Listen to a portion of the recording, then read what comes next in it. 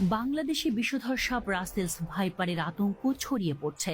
গণমাধ্যমে প্রচারিত তথ্য বলছে, চলতি বছর এ পর্যন্ত পদ্মার তীরবর্তী রাজশাহী, রাজবাড়ী, মানিকগঞ্জ সহ বিভিন্ন জেলায় রাসেলস ভাইপারের দংশনে অন্তত 10 জনের মৃত্যু হয়েছে।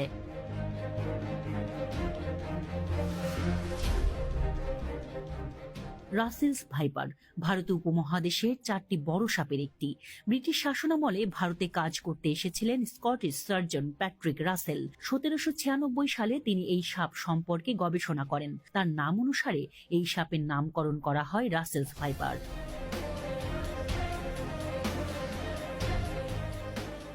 বহু আগে থেকেই বাংলাদেশে অস্তিত্ব ছিল রাসেলস ভাইপারের।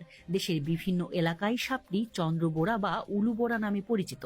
দেখতে অনেকটাই অজগরের বাচ্চার মতো। এটি একটি ভয়ঙ্কর বিষধর সাপ।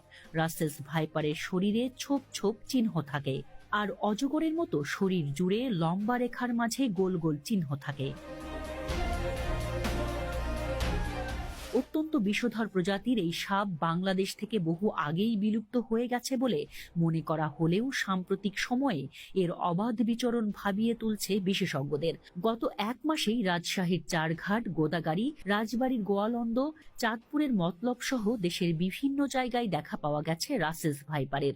গত 3 মাসে পদ্মার তীরবর্তী মানিকগঞ্জে অন্তত 5 জন প্রাণ হারিয়েছেন এ সাপের দংশনে। সাপটি এর স্বাভাবিক চরিত্রও বদলাচ্ছে। ঘন ঝোপ ও পরিত্যক্ত জমি অপেক্ষাকৃত কমে গেছে, তাই রাসেলস ভাইপার এখন কৃষি জমিতেই থাকে। সাপ সাধারণত মানুষকে এড়িয়ে চলার চেষ্টা করে, কিন্তু রাসেলস ভাইপার সাপের স্বভাব একেবারেই উল্টো। সচরাচর মানুষ দেখলে পালিয়ে যায় না, নিজেদের বিপন্ন মনে করলে হঠাৎই আক্রমণ করে বসে। বিষধর সাপ হিসেবে পৃথিবীতে রাসেলস ভাইপারের অবস্থান 5ম, কিন্তু হিংস্রতা আর আক্রমণের দিক থেকে এদের অবস্থান 1ম। আক্রমণের ক্ষেত্রে এই সাপ কতটা ক্ষিপ্র! 1 সেকেন্ডের 16 ভাগের 1 ভাগ সময়ের ভেতরে কামড়ের সম্পূর্ণ প্রক্রিয়া সম্পন্ন করতে পারে। বিশেষজ্ঞদের মতে সাপটি এখন পানিতে চলতে পারে বলে বর্ষাকালে কচুরিপানার সঙ্গে বহু দূর পর্যন্ত ভেসে জায়গা বদল করতে পারে।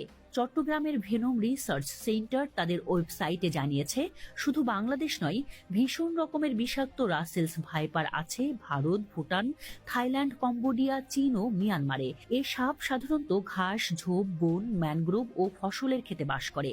যেহেতু ডিম না দিয়ে সন্তান প্রসব করে, ফলে সাপের বাচ্চাদের বেঁচে থাকার সম্ভাবনা বেশি থাকে।